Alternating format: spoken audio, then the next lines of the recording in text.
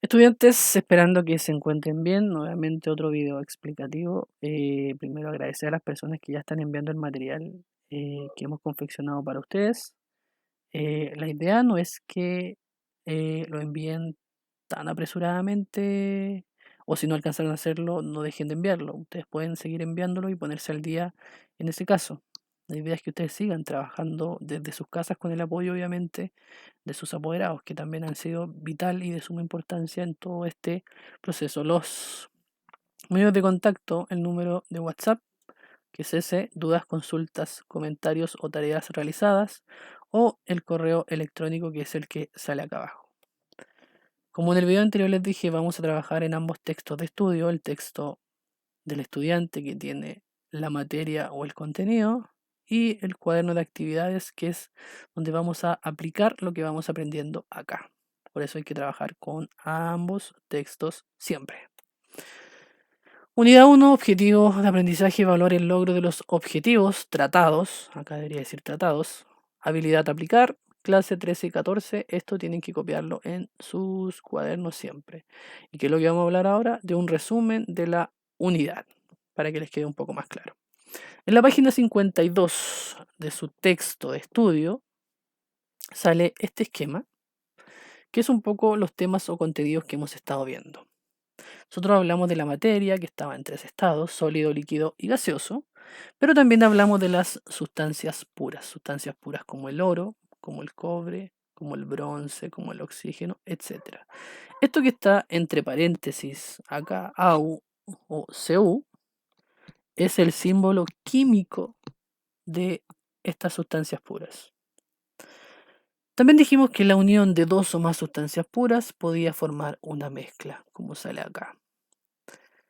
Pero vimos que las mezclas podían ser homogéneas, que es cuando yo no puedo ver los componentes que la forman, por ejemplo, el café. Yo no puedo ver a simple vista el azúcar que está en el interior del café, por lo tanto sería una mezcla homogénea.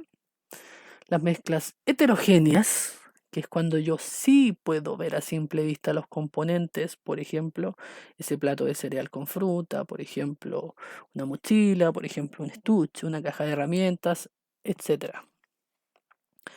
También vimos los métodos de separación de mezclas, por ejemplo, la filtración, que era cuando yo separaba un sólido de un líquido, por eso yo pongo un colador ahí, porque ese colador que sale ahí, quizás ustedes también podrían relacionarlo con un colador de tallarines, cuando se cocinan tallarines en la casa, donde separo los tallarines que son sólidos del líquido que sería el agua que está dentro de la olla.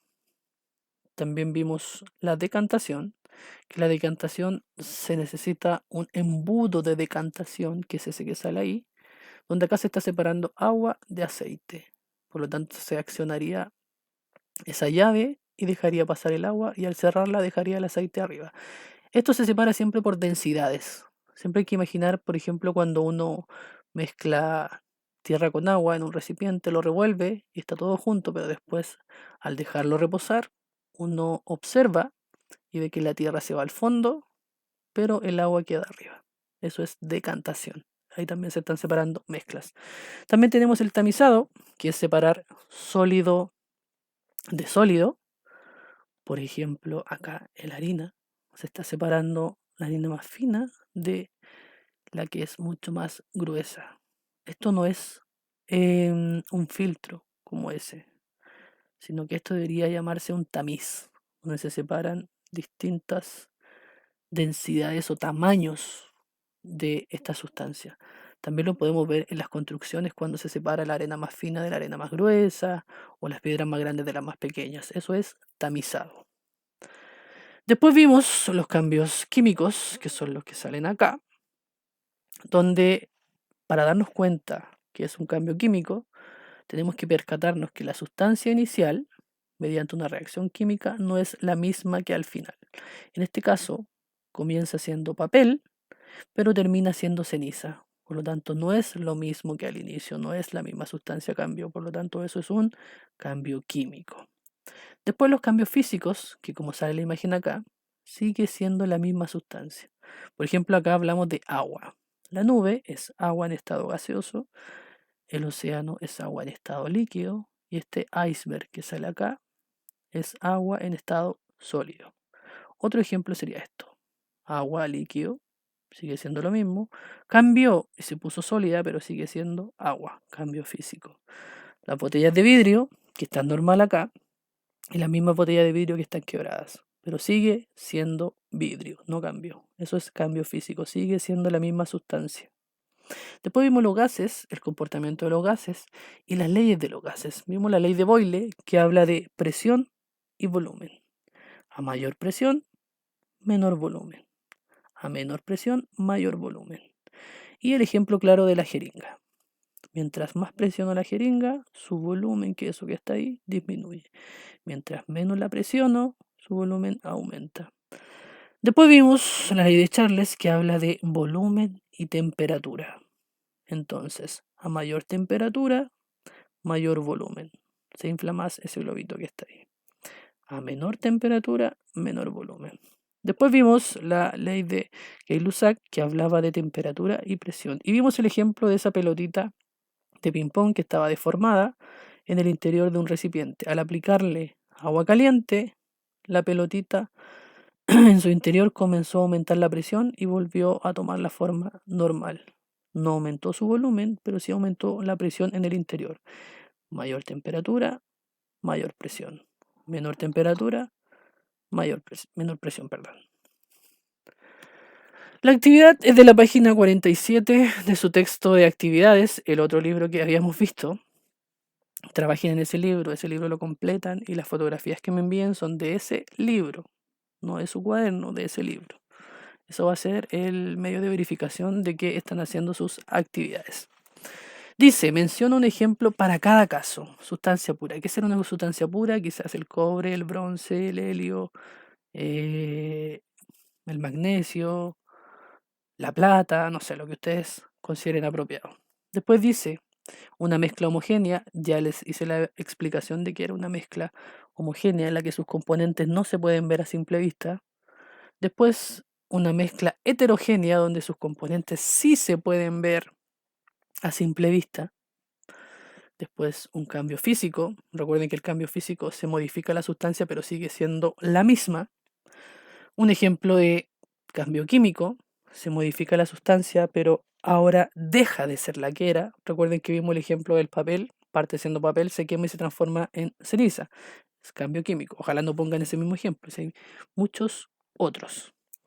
Después dice, explica cómo podría separar una mezcla de arena, sal común y acerrín. Miren, son 3 sustancias sólidas. Arena, sal común y acerrín. ¿Qué método de separación de mezcla utilizaríamos? Y acá dibujarlo, ¿cómo lo podríamos hacer? Quizás desde lo más grande a lo más pequeño, o desde lo más pequeño a lo más grande, quizás utilizando qué herramienta, qué instrumento, como yo le expliqué anteriormente. Eso tienen que hacerlo acá. Después dice la 4, describe el comportamiento de un gas en cada situación.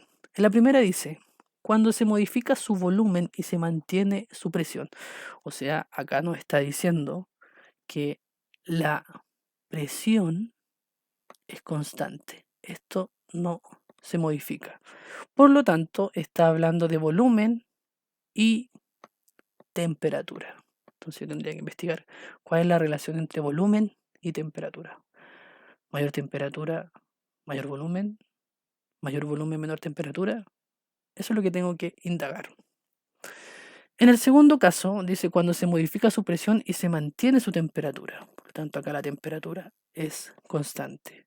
Por lo tanto, está hablando de presión y volumen.